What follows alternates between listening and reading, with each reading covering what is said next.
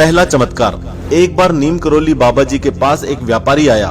बाबा जी ने उससे आश्रम में लगने वाली ईंटों के लिए दान मांगा, लेकिन वो आदमी बड़ा ही कंजूस था और उसने महाराज जी को यह कहकर मना कर दिया कि उसके पास कोई भी धन संपत्ति नहीं है।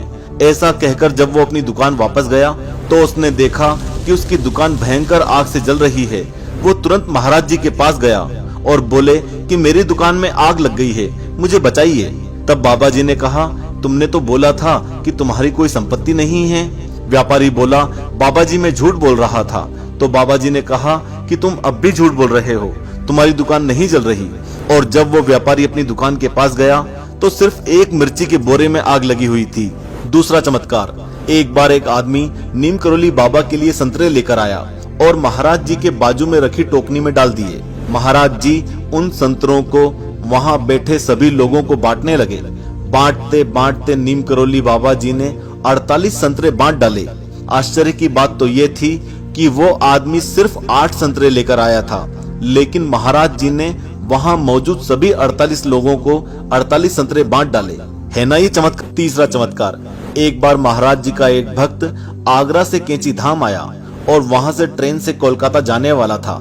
जब वो नीम करोली महाराज जी के पास बैठा था और बातचीत कर रहा था, तभी उसने महाराज जी को बताया कि आज रात की ट्रेन से वो कोलकाता के लिए रवाना हो जाएगा।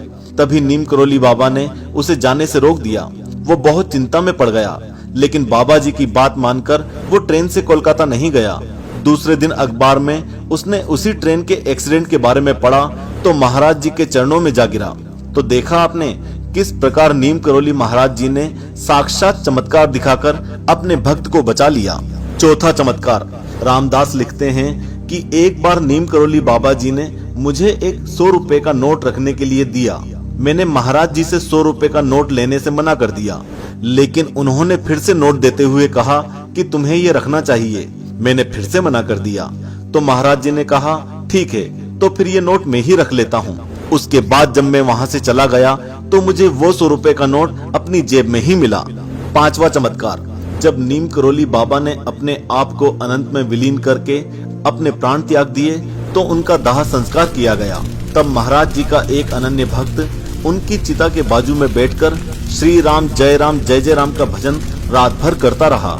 सुबह उसने सभी को बताया कि उसे आग के ऊपर नीम करोली बाबा बैठे हुए दिख रहे थे और उनके एक तरफ श्री राम तो दूसरी तरफ महादेव थे और वो दोनों महाराज जी के ऊपर घी डाल रहे थे और उनके ऊपर सभी देवी देवता फूलों की बारिश कर रहे थे और सभी बहुत खुश थे। छठवां चमत्कार।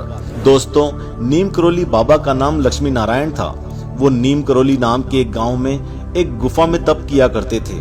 एक दिन गंगा स्नान करने जाने के लिए वो गुफा से बाहर निकले ही थे कि उन्हें एक ट्रेन दिखी। महाराज जी का मन ट्रेन से जाने का हुआ। फिर क्या था, ट्रेन एकाएक रुक गई और महाराज जी ट्रेन में चढ़ गए, लेकिन टिकट न होने के कारण टीटी ने उन्हें नीचे उतार दिया। महाराज जी रेल पटरी के बाजू में ही एक बाग में जाकर बैठ गए। टीटी के सिग्नल देते ही ड्राइवर ने ट्रेन चलाने की कोशिश की, लेकिन ट्रेन आगे ही नहीं बढ़ रही थी।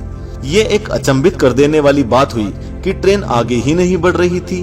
ड्राइवर और दूसरे कर्मचारियों ने ट्रेन को पूरी तरह से चेक कर लिया, लेकिन किसी को भी ट्रेन के न चलने का कारण समझ में नहीं आ रहा था।